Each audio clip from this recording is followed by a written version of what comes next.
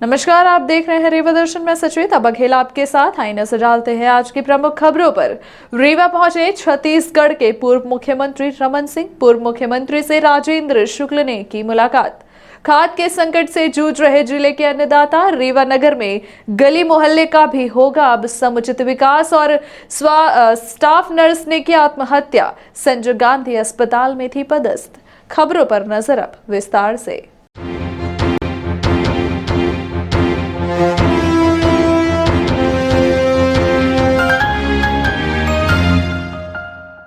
रीवा पहुंचे छत्तीसगढ़ के पूर्व मुख्यमंत्री रमन सिंह। पूर्व मंत्री व रीवा विधायक राजेंद्र शुक्ल से की मुलाकात। छत्तीसगढ़ के पूर्व मुख्यमंत्री रमन सिंह अपने पुत्र संसद अभिषेक के साथ निजी कार्यक्रम में शामिल होने एक दिवसीय प्रवास पर रीवा पहुंचे, जहां उन्होंने पूर्व मंत्री व रीवा विधायक राजेंद्र शुक्ल के घर पहुंचकर उनसे सौजन्य भेंट की। इस दौरान उन्होंने छत्तीसगढ़ में धान खरीदी पर सवाल उठाए, साथ ही आगामी चुनावों में 15 साल के विकास के दम पर जीत का भरोसा दिलाया। पूर्व मुख्यमंत्री ने पत्रकारों के सवालों का जवाब देते हुए कहा कि छत्तीसगढ़ में धान खरीदी व्यवस्था पूरी तरह से पटरी से उतर गई है, जिससे किसान परेशान है। भूपेश सरकार आते ही सब तहस नहस कर दिया है। टोकन देने वाला कोई नहीं है। बारदानों की कमी है। 1 से 1.5 महीने के लिए बारदाने हैं, जबकि 3 महीने खरीदी चलेगी। भूपेश सरकार कहती है कि अपने बारदाने खुद लेकर आए, कल यह भी कहेगी कांटे भी लेकर आओ। धान रखने की जगह नहीं है। पिछले साल की धान सड़ गई है, यह राष्ट्रीय क्षति है। अव्यवस्था का कारण है मिसमैनेजमेंट। मोदी जी को दोषी बताते हैं भूपेश बघेल। अब बारदाने की व्यवस्था मोदी जी करें क्या? कोई दुकान खोलकर रखा है। उन्होंने आगामी चुनाव पर कहा कि भूपेश ने 3 साल में कोई काम नहीं किया, सिर्फ नारेबाजी की। जनता ने 15 साल का विकास देखा है और 3 साल का विनाश। अब तो सरकार के पास रिपेयर करने के भी पैसे नहीं हैं। जीत की उम्मीद को लेकर हम आगे बढ़ेंगे। मेरे खिलाफ 42 मामले हैं, अभिषेक के खिलाफ 30 मामले दर्ज है। यह सरकार झूठे मुकदमे लगाती है, जनता इसका जवाब देगी। धान खरीदी के जिसमें पूरा छत्तीसगढ़ के किसान जुड़े हुए हैं, भूपेश के आते भूपेश बघेल की सरकार बनने के बाद तहस नहस कर दिया। आज ये स्थिति है कि धान खरीदी 1 तारीख का घोषित किया हुआ है। टोकन के लिए लोग कुचल के दब के घायल हो रहे हैं। टोकन देने वाला नहीं है। ये भी तय नहीं हो पाया है कि क्या 1 हफ्ते के बाद बारदाने उपलब्ध हो जाएंगे। सिर्फ 1 हफ्ते के लिए बारदाने हैं, जबकि 1.5 महीने 2 महीने खरीदी होना है। बारदाने की व्यवस्था नहीं, और इन्होंने नोटिस जारी किया है कि अपने बारदाने खुद लेके आएँ। कुछ दिन बाद एक नोटिस और जारी होगा कि अपने कांटे भी लेके आएँ। ये हालत छत्तीसगढ़ में भूपेश ने बनाया है। पिछले साल के धान बाकी है, इस साल के नए धान के स्टॉक आ रहा है, रखने की जगह नहीं है। धान इसमें पिछले साल के धान सड़ गए। मुझे लगता है कि किसान की पीड़ा और किसान की तकलीफ तो अलग बात है, ये राष्ट्रीय क्षति भी होती है। और ये अव्यवस्था का कारण सिर्फ ये मिसमैनेजमेंट। बारदाना खरीदने के लिए मोदी जी को दोषी बताते हैं भूपेश बघेल। यानी अब बारदाना की व्यवस्था भी मोदी जी करें। कोई दुकान खोल के रखा है मोदी जी ने बारदाने की, जो मुख्यमंत्री इस तरीके की बात करते हैं। ये सरासर अपनी कमियों को पूरी तरीके से केंद्र के ऊपर लादने का षड्यंत्र करते हैं, और खुद कोई काम करने के लिए न तैयार है न कर रहे हैं। तो ये किसानों के मन में काफ़ी पीड़ा है, आक्रोश है, और इसका असर पड़ेगा। चुनाव को लेकर के क्या तैयारियां हैं भाजपा की? नगरीय निकाय चुनाव 3 साल हो गए, नगरीय निकाय के लिए टिकट करीब घोषित हो गए हैं, और 3 साल की अव्यवस्था में भूपेश ने 3 साल में कोई डेवलपमेंट तो किया नहीं। उनका सिर्फ नरवा गरवा घुरवा बारी, न नरवा बना, न गरवा के लिए कुछ हुआ, गाय के लिए न बाड़ी के लिए कुछ काम हुआ। ये सिर्फ नारेबाजी करते रहे, डेवलपमेंट नहीं हुआ। आने वाले चुनाव में, जो छत्तीसगढ़ चुनाव में आप जनता के लिए क्या संदेश देंगे और क्या रहेगी रणनीति? जनता के सामने सिर्फ यही प्रश्न है कि 15 साल जो डेवलपमेंट के थे, वो विकास छत्तीसगढ़ ने देखा है, और इस 3 साल में विनाश देखा है। एक प्रकार से सारे डेवलपमेंट के काम बंद हो गए हैं। अब तो रिपेयर के लिए भी, AR के लिए भी फंड जिस सरकार के पास नहीं है। क्या मानते हैं आने वाले चुनाव में फिर एक बार भाजपा आएगी छत्तीसगढ़? बेहतर संभावना को लेकर हम लोग बात करते हैं। सरकार की तो भूपेश बघेल ने लैंड घोटाला लगाया था आपके ऊपर, अब उनके ऊपर भी वही घोटाला लग रहा है, सरकार उनको बचाने का भी आरोप है उनके ऊपर। मेरे खिलाफ 42 मामले चल रहे हैं। अभिषेक के खिलाफ 30 FIR किए। ये सरकार FIR करने वाली है, क्या कर लेंगे FIR करके? झूठे मामले मुकदमे चलाने के लिए षड्यंत्र पूर्वक काम कर रहे हैं। खाद के संकट से जूझ रहा जिले का अन्नदाता। मंडी खाद गोदाम से लाइन में लगे किसानों को खाद न मिलने के कारण किसान कृषि उपज मंडी के सामने नाराज होकर सड़क में बैठने को मजबूर हो गया। वहीं खेती भी पिछड़ रही है। रीवा जिले में खाद का महीनों से संकट है। किसान नेता सुब्रतमणि त्रिपाठी ने किसानों को बोने के लिए पर्याप्त खाद उपलब्ध कराए जाने की मांग की है। लगातार कई महीने से खाद का संकट देखा जा रहा है। पूरे जिले में खाद के अभाव में किसान पलीवा नहीं लगा पा रहा है। खेत भी सूख रहे हैं। जो लगा भी लिए हैं वो खाद न मिलने से दोबारा पलीवा लगाने की नौबत आ गई है। भारतीय किसान यूनियन मध्य प्रदेश अध्यक्ष, राष्ट्रीय किसान समन्वय समिति के सदस्य किसान सुब्रतमणि त्रिपाठी ने कहा है कि जिला प्रशासन व कृषि विभाग को चाहिए कि रबी की बोनी के पहले सारे इंतजाम कर लें ताकि समय पर किसानों को उपलब्ध हो सके। रबी की बोनी का समय 15 नवंबर से 15 दिसंबर तक है, लेकिन खाद के अभाव में पूरा समय जा रहा है। रबी की बोनी प्रभावित हो रही है। इसके अलावा केंद्रीय सहकारी बैंक का पिछला खरीफ से जिन किसानों की भूमि किसी दूसरे बैंक में बंधक है उन्हें खाद नहीं मिलेगी, भले ही किसान सेवा सहकारी समितियों के सदस्य हो या शेयर जमा हो। केंद्रीय सहकारी बैंक किसानों का शोषण कर रहा है। खाद न देने के लिखित आदेश किसानों को आज तक उपलब्ध नहीं कराया गया। सेवा सहकारी समितियों में किसानों के शेयर जमा है। किसानों ने आवेदन दिया, शेयर भी नहीं लौटाया गया, खाद भी नहीं दी जा रही है। ऐसे में सवाल यह उठता है कि जब किसान पात्र ही नहीं है तो फिर उनसे शेयर क्यों लिए गए? अगर लिया गया तो उसे तत्काल लौटाया जाए। किसानों के आक्रोश के बाद मौके पर चुराटा टीआई एवं एसडीएम पहुंचे। किसान सुब्रत ने किसानों के साथ खाद की समस्या का तत्काल निदान करने के लिए माननीय मुख्यमंत्री मध्य प्रदेश एवं माननीय कलेक्टर रीवा के नाम मांग पत्र सौंपा। मांग पत्र में प्रमुख रूप से किसानों ने मांग की है कि रीवा जिले की 148 सेवा सहकारी समितियों में प्रत्येक सेवा सहकारी समिति में तत्काल खाद उपलब्ध कराई जाए। खाद की कमी से किसान जूझ रहे हैं। किसानों ने खेती करनी शुरू कर दी है, लेकिन उन्हें समय पर खाद नहीं मिल पा रही है, जिसे लेकर किसानों में आक्रोश है। हालांकि जिले में लगातार खाद पहुंच रही है और वितरित भी हो रही है, उसके बावजूद कई किसानों को खाद मिलना मुश्किल हो रहा है। गुरुवार को करहिया मंडी में 300 टन खाद पहुंची है, जिसकी जानकारी मिलते ही बड़ी संख्या में किसान खाद लेने पहुंच गए, लेकिन उन्हें खाद वितरण नहीं किया गया, जिसके कारण किसानों में नाराजगी जाहिर करते हुए कहा है कि कई दिनों से खाद के लिए भटक रहे हैं। खेती का समय बीतता जा रहा है, लेकिन खाद नहीं मिल पा रही है। व्यापारी औने पौने दाम पर खाद दे रहे हैं और यहाँ खाद आने के बावजूद भी वितरित नहीं की जा रही है। वहीं एसडीएम ने जानकारी देते हुए बताया कि आज ही खाद पहुंची है, जिसके ऑनलाइन में टाइम लगता है। किसानों को बता दिया है कल या परसों से खाद वितरण शुरू होगा।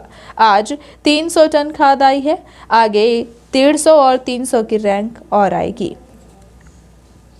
हम जहाँ गाँव के आ रहे हैं, यादव है, नवशरण यादव, राजेंद्र शुक्ला मंत्री जी हैं, उनके घर के जकीरा के बगल में हमारा घर है। क्या दिक्कत हुई है? दिक्कत यह है कि खेत सूखल लागे, पलेवा लगा के खाद नहीं मिल रही है। खाद यहाँ आई जे कहा थे कि वहाँ अब एसडीएम साहब के पास वहाँ ऑफिस में बैठ रहे हैं, वो कहें कि यहाँ वहाँ आपके सोसाइटी में मिलेगी। सोसाइटी में वहाँ जब है समिति अध्यक्ष वहाँ तो वहाँ देते नहीं आई। क्या बोलते हैं वहाँ कहा थे कि राम सिंह के चली जाती हरिहरपुर, ये सचिव है वखर भाजपा वाले, हाँ वहाँ चली जाती है और 2-2 टाली कहते खादे नहीं आए। परेशान हैं, खेत बोमे के ऊपर लागे सड़ गए। यहाँ क्या बोलते हैं आप? यहाँ कहते हैं कि नहीं मिलेगी जब भरी एंट्री नहीं हो जाएगी 2-4 दिन बाद, सोमवार को 4-5 दिन बाद। हम 4-5 दिन से दौड़ रहे हैं, 4-5 दिन से हम दौड़ रहे हैं खुद। क्या है, हमारा नाम कुमार वर्मा नाम है। यहाँ पर आज महीनों से खाद आते हैं, कभी गोदाम में खाद नहीं है। अगले महीना को यूरिया भी नहीं मिलेगी। अभी ये महीना में खाद डीएपी नहीं मिलेगी, यूरिया अगले महीना नहीं मिलेगी। ऐसे करते करते यहाँ महीने खटक गए। और कोई खेत पड़ा है जोतने के लिए, कोई बोने के लिए, वहाँ डीएपी के लिए सब लाइन लगाते हैं, लाइन में लाइव हो जाती है, खाद नहीं मिल पाती है उसको। ये बड़ी समस्याएं बन रही हैं यहाँ पर। अभी खाद ट्रकों से उतर रही है तो मिलेगी ही। अब मिलेगी अभी तो अब कम मिला, कल देखना कल फिर भी होगी जहाँ पर खाद नहीं मिल पाएगी। अभी बोल रहे हैं 4 दिन बाद मिलेगी। हाँ, कारण क्या है जो आप लोग को खाद नहीं मिल रही, जबकि भाई कारण खाद यह है, खाद कर रहे हैं भाई, ट्रक आज जगह नहीं आ रहा है, माले नहीं आ रहा है, ये मेरे लोग कर रहे हैं, कहीं रैक नहीं आया है। सुबह से किसानों को पेपर के माध्यम से जानकारी लगी कि रैक लग रहे हैं, लेकिन खाद चढ़ने में, ऑनलाइन होने में टाइम लगता है, तो ये वितरण हम परसों से कर पाएंगे ऐसा बता भी दिया है। कोशिश करेंगे जितना जल्दी हो सकता है कल से भी शुरू हो जाए। तो उसको लेके किसान भाइयों से बात की है कि हम कल या परसों से खाद वितरण शुरू कराएंगे और सोसाइटियों के माध्यम से, डबल लॉक के माध्यम से खाद का वितरण हो सकता है। सर अभी अपनी मांग कितनी है, कितना आवंटन होगा अभी अपने को?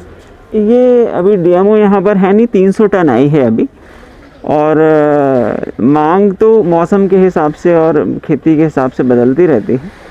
तो 300 टन अभी आई है और अभी 150 के 300 के 2 रैक और लगने हैं।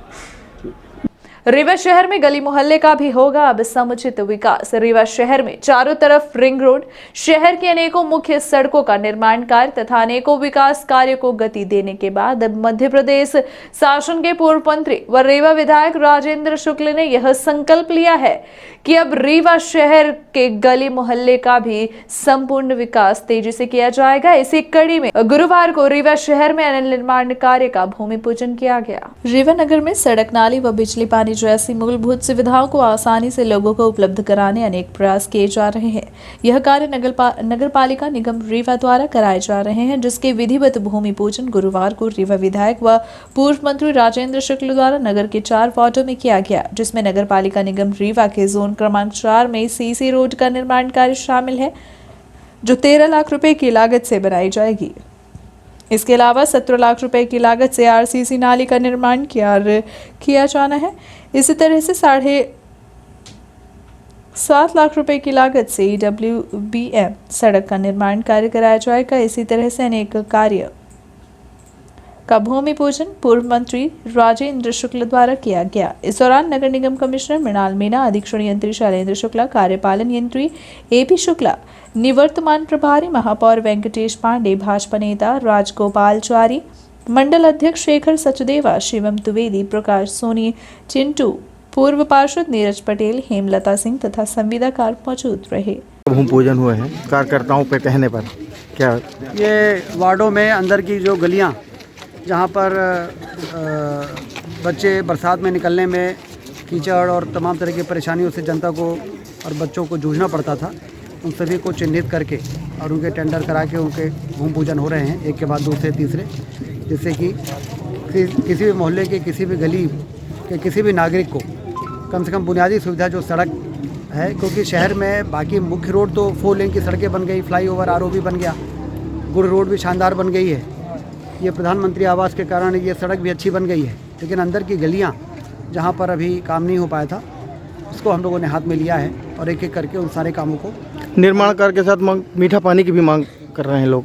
जल जीवन मिशन से 32 करोड़ रुपए रीवा शहर के लिए और मंजूर हो गए हैं, जो इन इलाकों में नई टंकियाँ बनेगी, एक नया फिल्टर प्लांट बनेगा और रीवा तेज़ी से फैला है, विस्तार हुआ है, तो विस्तार के कारण जो नए आबादी हैं वहाँ पर मीठा पानी पहुँचे, इसके लिए 32 करोड़ की नई जल जीवन मिशन में योजना मंजूर हो गई। स्टाफ नर्स ने की आत्महत्या, संजय गांधी अस्पताल में थी पदस्थ। सिटी कोतवाली थाना क्षेत्र अंतर्गत कटरा मोहल्ले में किराए का मकान लेकर रह रही स्टाफ नर्स कृष्णा वर्मा ने फांसी लगाकर आत्महत्या कर ली। नर्स कृष्णा वर्मा संजय गांधी हॉस्पिटल में पदस्थ थी। वहीं विगत कुछ माह पहले ही उनकी शादी भी हुई थी। घटना की वजह अभी तक साफ नहीं है, जिसकी पुलिस जांच कर रही है। जिस जगह पर स्टाफ नर्स कृष्णा वर्मा की लाश को पुलिस ने बरामद किया है, उसी स्थान पर सुसाइड नोट भी मिला है, जिसकी पुलिस जांच करने में जुटी हुई है। आपको बता दें कि नर्स संजय गांधी अस्पताल में पदस्थ थी, जो किराए के मकान में रहती थी और वहीं पर फांसी लगाकर आत्महत्या कर ली। घटना की जानकारी लगने के बाद मौके पर पहुंची पुलिस ने सुसाइड नोट बरामद कर लिया है और उसकी जांच की जा रही है। नवविवाहिता नर्स के परिजनों को भी बुलाया गया है, जिनसे पूछताछ के बाद यह घटना की वजह जाने की क्या है। आज रीवा के थाना सिटी कोतवाली क्षेत्र में कटरा मोहल्ले में एक नर्स यहाँ पर हैं, कृष्णा वर्मा, उम्र 28 वर्ष है जिनकी, जो कि संजय गांधी हॉस्पिटल में स्टाफ नर्स के पद पर पदस्थ है 2015 से। वो यहाँ पर निवासरत थी किराए के मकान में कटरा मोहल्ले पे।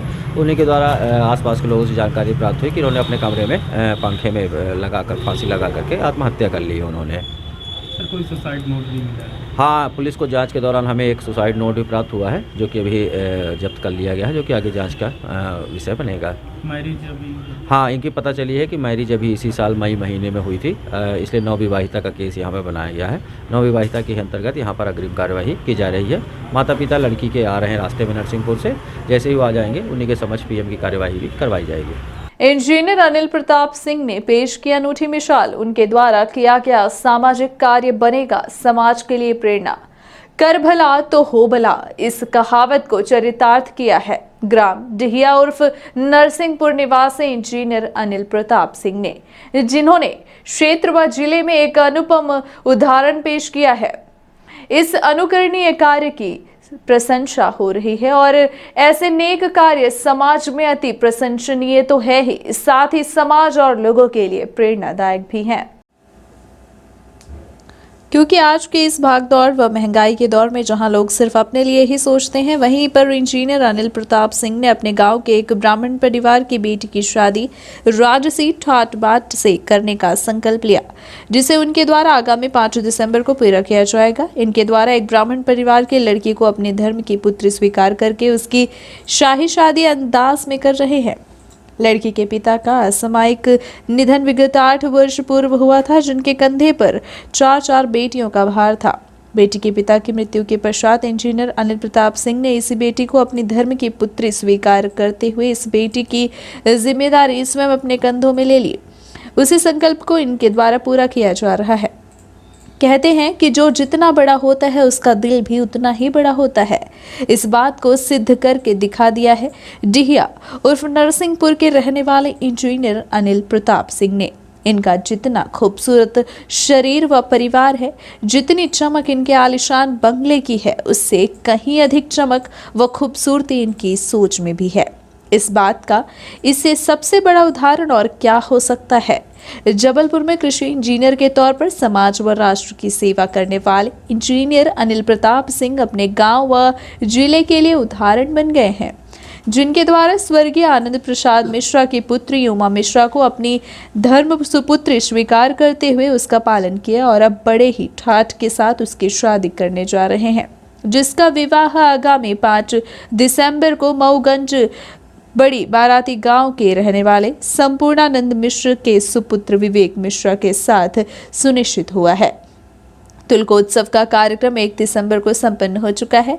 शादी समारोह गोसाई चंद्रधाम ग्राम डिहिया नरसिंहपुर में 5 दिसंबर को बड़े ही धूमधाम व शाही अंदाज में किया जाएगा।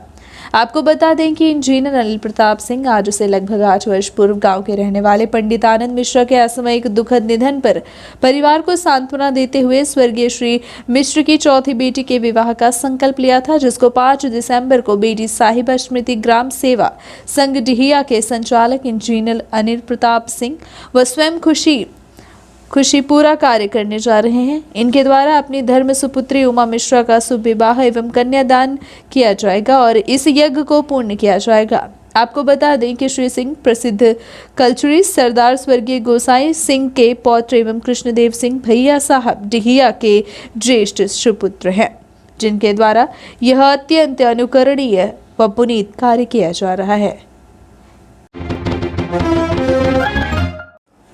ठंड से बचाने अविराज टीम द्वारा जरूरतमंदों को बांटे गए कंबल। बढ़ती ठंड को देखते हुए समाज सेवी अविराज व टीम के साथियों द्वारा सड़क किनारे जीवन बिता रहे लोगों को ठंड से राहत दिलाने कंबल वितरण किया गया।